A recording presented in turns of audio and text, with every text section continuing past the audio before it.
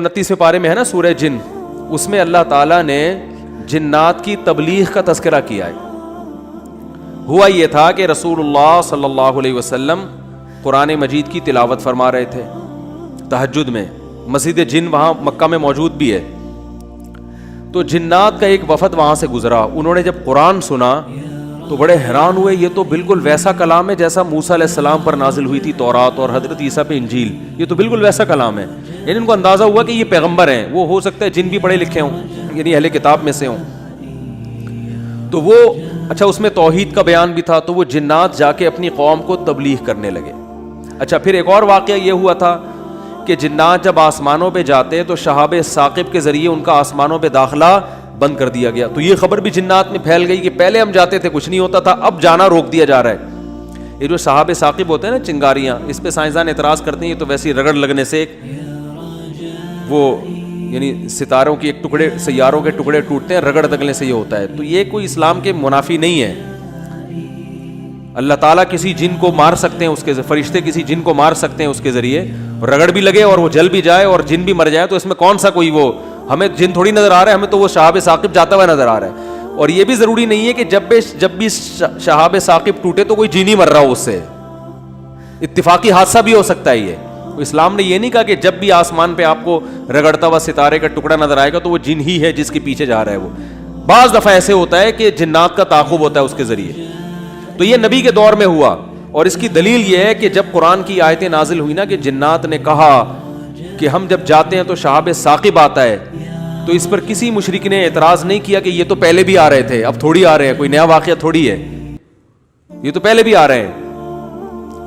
तो जिन्नात ने ये कहा कि हमने देखा है कि हमारा ऊपर दाखिला भी क्या हो गया, मना हो गया। तो दुनिया में कोई बड़ा वाक़या हुआ, तो वाक़या उन्होंने देखा कि भाई ये कुरान नाजिल हो रहा है और ये कोई दुनिया में नया मज़हब आया है और ये पैगंबर हैं। तो उन्होंने जाके अपनी कौम को तबलीग की, जिसका सूरह जिन में तज़किरा है। तो तबलीग में उन्होंने ये अल्फाज किए कि वअन्ना लमसना समाआ फवजदनाहा मुलिअत हरसन शदीदन व शुहुबा।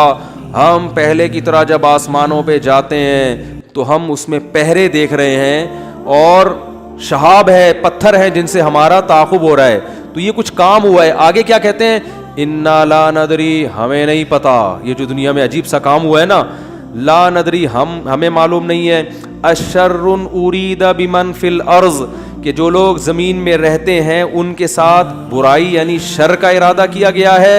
अम अरादा बिहिम रब्बुहुम रशदा, या अहले ज़मीन के जो रब हैं उस रब ने इनके साथ खैर का इरादा किया है। आपका IQ लेवल अगर अच्छा होता तो मज़ा आ जाता। आपको तर्जुमे से बात समझ में आई? वो क्या कह रहे हैं, हमें नहीं पता ये जो नया वाक़या हुआ है, अहले ज़मीन के साथ बुराई का इरादा किया गया है, पैसिव वॉइस, फेले मजहूल, या अल्लाह ने इनके साथ खैर का इरादा किया है। भाई ये भी कह सकते थे कि हमें नहीं पता कि अल्लाह ने इनके साथ खैर का इरादा किया या शर का इरादा किया है। शर और खैर दोनों की निस्बत किसकी तरफ करते? अल्लाह की तरफ, कि पता नहीं अल्लाह अब इंसानों से अच्छा चाह रहा है या कोई अजाब आने वाला है या कोई कुछ अच्छा होने वाला है, हमें नहीं पता, लेकिन कुछ होने वाला है। नहीं आ रही बात? अरे भाई, जिन्नात को जब ये वाक़या हुआ ना, ऊपर जाना बंद हो गया आसमानों पे, तो जिन आके आपस में गोल में कॉन्फ्रेंस बुलाई। उन्होंने बोला कि भाई कुछ काम अजीब सा हो रहा है, कुछ हो रहा है, या तो कोई बहुत अच्छा होगा या कुछ बुरा हो रहा है। यानी कुछ ना कुछ तो अभी कायनात में नया होगा, इस ज़मीन पे कुछ नया होगा। बिमन फिल अर्ज़, अहले ज़मीन के साथ कुछ नया होने वाला है। अब ये नहीं पता कि अच्छा होने वाला है या बुरा। तो या तो दोनों में अल्लाह का नाम न लेते, ये कहते हमें नहीं पता अच्छा होने वाला है या बुरा होने वाला, या अगर अल्लाह की तरफ निस्बत करनी थी तो ये कहते हैं हमें नहीं पता कि अल्लाह अच्छा करेगा या अल्लाह इनके साथ क्या करेगा, बुरा करेगा। भाई जो भी करेगा अल्लाह ही करेगा ना। या तो अल्लाह की तरफ मंसूब करो अच्छाई को भी और बुराई को भी, कि हमें नहीं पता कि अल्लाह ने जो आसमान में पहरे लगा दिए हैं तो अब अल्लाह का इरादा है कि अहले ज़मीन के साथ कुछ बहुत अच्छा करेगा या अल्लाह इनको सज़ा देगा, कोई बुरा होगा इनके साथ। लेकिन जिन्नात का अंदाज देखो, वो कह रहे हैं जब बुराई की बात आई तो अल्लाह का नाम दरमियान से गायब कर दिया। अशर्रुन उरीदा, उरीदा जो मेरे तफसीर के लेक्चर سن رہے ہیں نا اسپیچز چینل پہ, ان کو پتا ہے اریدا اکریما کی طرح ہے, پیسو وائس, ارادہ کیا گیا ہے. کس نے کیا یہ نہیں بتا رہے, کیا تو اللہ نہیں ہے. برائی کا ارادہ کیا گیا ہے زمین والوں کے ساتھ, یا اللہ نے اچھائی کا ارادہ کیا ہے. اب آئی سمجھ میں؟ اب بھی اگر نہیں سمجھ میں آیا تو آئی کیوں لیس لوگ ہیں آپ لوگ. پھر وہی پہلی ہے کہ وہ جو سیٹھ صاحب تھے نا, بے وقوف تھے, اپنے شاگرد سے کہہ رہے ہیں, اپنے ملازم سے, کہ ایسی پہلی پوچھ کہ اس کا جواب میں بتا سکوں, ورنہ بے عزتی ہو جائے گی نا. اور اگر نہیں بتایا نا میں نے اس پہلی کا جواب, تو میں تجھے چھوڑوں گا نہیں, تیری گردن اڑا دوں گا میں.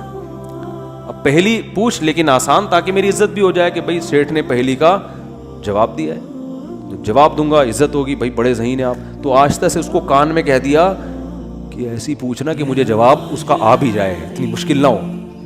اب یہ جو ملازم تھا نا, یہ گرو کہتے ہیں نا اس کو, گرو کہتے ہیں کہ ایک چیلا کہتے ہیں, چیلا یا چیلا,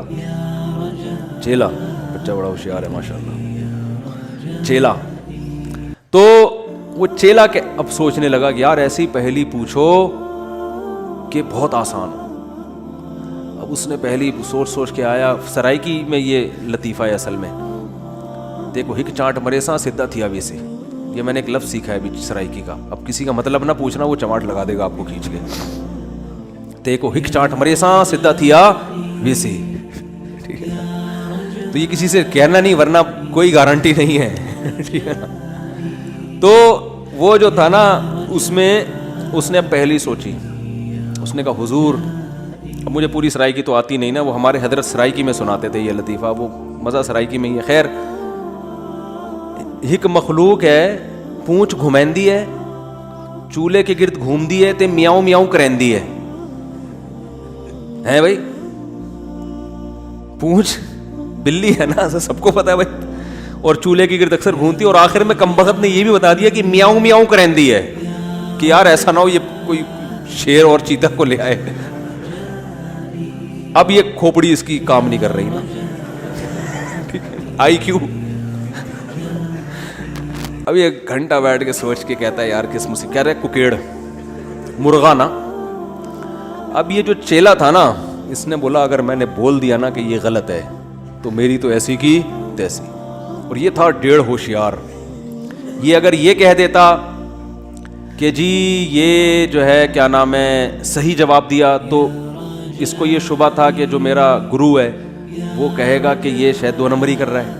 تو اس نے بڑی چالاکی سے ایک کام کیا, اس نے بولا حضور لگتا ہے کسی نے دسیا ہے, یعنی اتنی مشکل پہلی میں نے پوچھی تھی اور آپ نے بالکل درست جواب دیا, یہ کسی نے یقیناً آپ کو بتایا ہے. تو جواب کہتے ہیں نہیں, عقل جی دوڑ ہے, عقل کی دوڑ ہے بھائی, ادھر کیا ہے یہ عقل جی دوڑ ہے. ہمارے ادھر ایسی پڑھتے تھے, عقل جی دوڑ ہے, عقل کی دوڑ ہے بھائی یہ. تو میں نے اتنی ڈیٹیل میں آپ کو بتایا, اب بھی سمجھ میں نہیں آ رہا کہ جنات کیا کہہ رہے ہیں, انا لا ندری, ہمیں نہیں پتا, اشر ارید بمن فی الارض, کے زمین والوں کے ساتھ شر کا ارادہ کیا گیا ہے, ام اراد بہم ربہم رشدا, یا رب نے خیر کا ارادہ کر لیا ہے. تو کتنی تمیز ہے جنات میں ہے بھائی. حالانکہ شر کا ارادہ بھی اگر کیا ہے تو اللہ نے کیا ہے, خیر کا ارادہ بھی کیا ہے تو کس نے. لیکن قرآن جنات کے ان الفاظ کو نقل کر کے, قرآن نا سمندر ہے, بہت سارے مضامین قرآن میں ہوتے ہیں, ایک ایک آیت میں بہت ساری چیزیں نکل رہی ہوتی ہیں. تو یہاں یہ جہاں یہ بات ثابت ہو رہی ہے, تبھی تو فقہاء نے بیان کیا نا کہ قرآن اور حدیث سے استدلال 4 طریقوں سے ہوتا ہے, عبارت النص, اشارت النص, اقتضاء النص اور دلالت النص. 4 طریقے ہیں جہاں سے فقہاء قرآن و سنت سے مسائل نکالتے ہیں, جو اصول فقہ میں پڑھائے جاتے ہیں. جو آج کل جو نئے محقق آ رہے ہیں نا مارکیٹ میں, انہوں نے ان میں سے کوئی اصول بھی نہیں پڑھا ہوتا. تو اس سے یہ بھی پتا چل رہا ہے قرآن تمیز بھی سکھا رہا ہے ہمیں کہ جنات سے تمیز سیکھ لو, ہمیشہ شر کی نسبت اپنی طرف کرو. صحیح ہے نا, میری وجہ سے ایسا ہوا, یہ ساری خرابی کس کی وجہ سے ہوئی ہے, میری وجہ سے ہوئی ہے بھائی, میری کوئی کوتاہی ہے جس کی وجہ سے شکست ہوئی ہے. جیسے غزوہ احد میں شکست ہوئی تو صحابہ نے تو اپنے آپ کو جھونک دیا تھا, شکست ہو گئی تو قرآن نے کیا کہا, تمہاری وجہ سے ہوئی ہے, ٹھیک ہے نا, تم نے پیغمبر کی اس معاملے میں اطاعت نہیں کی. صحابہ نے یہ نہیں کہا واہ ہم مدینہ چھوڑ کر آ گئے پیغمبر کے لیے, ہے بھائی اتنے ساری ہم نے قربانیاں دے دیں اور اسباب کی دنیا میں کامیابی کی امید نہیں تھی, پھر بھی ہم نے اپنے آپ کو میدان جنگ میں لے جا کے جھونک دیا.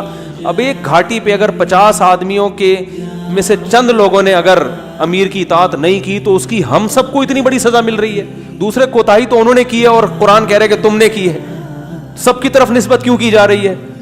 صحابہ نے ایسا کوئی لفظ زبان سے نہیں نکالا, کچھ بھی نہیں نکالا صحابہ نے, اے اللہ ہماری غلطی ہے, ہم استغفار کرتے ہیں, آئندہ یہ کوتاہی نہیں ہوگی. تو کیسا کامیابی کے اصول ہیں یہ. تو بھائی دیکھو دنیا میں آپ کو اللہ کی مان کے چلنا ہے, آخرت میں پھر اللہ آپ کی مان کے چلے گا, سمجھ رہے ہو نا. پھر آخرت میں اللہ کہے گا کہ وَلَكُمْ فِيهَا مَا تَشْتَهِي أَنفُسُكُمْ, تمہیں زبان سے نہیں بولنا پڑے گا, جو دل میں تمہارے خیال آئے گا نا, خواہش پیدا ہوگی, اس دل کی خواہشات کو اللہ وہاں پورا کرے گا. دنیا آزمائش کی جگہ ہے, پیڑے کھانے کی جگہ نہیں ہے, یہاں آزمائشیں ہیں, اور اگر کوئی آزمائش نہیں ہے تو یہ خود ایک آزمائش ہے. آپ کہہ سکتے ہیں فلاں تو بڑی ہنسی خوشی زندگی گزار رہا ہے, وہ تو کوئی آزمائش ہی نہیں ہے. او بھائی یہ ہنسی خوشی زندگی خود ایک آزمائش ہے کہ یہ اللہ کا شکر ادا کر رہا ہے کہ نہیں کر رہا. اسے نہ کوئی بیماری ہے, اس کا گھر بھی ہے, اس کے بیوی بچے بھی ہیں, اس کو سکون بھی ہے, گھر میں آتا ہے بیگم تمیز سے بات کرتی ہے, اور جناب گھر سے باہر نکلتا ہے تو بیگم پوچھتی نہیں ہے واپسی پہ کہ انڈے کیوں نہیں لے کر آئے, کوئی کسی قسم کی ٹینشن نہیں ہے. یہی ہو رہا ہے نا آج کل. اور جناب ابا بھی ٹھیک ہیں, اماں بھی ٹھیک ہیں, ملک کی حالات بھی ٹھیک ہیں, بے روزگاری بھی نہیں ہے, بلب کے والدین کو گالیاں دینے کی بھی ضرورت نہیں ہے, لائٹ بھی نہیں جا رہی ہے, پنکھا بھی چل رہا ہے, بٹن دباؤ پنکھا چلتا ہے.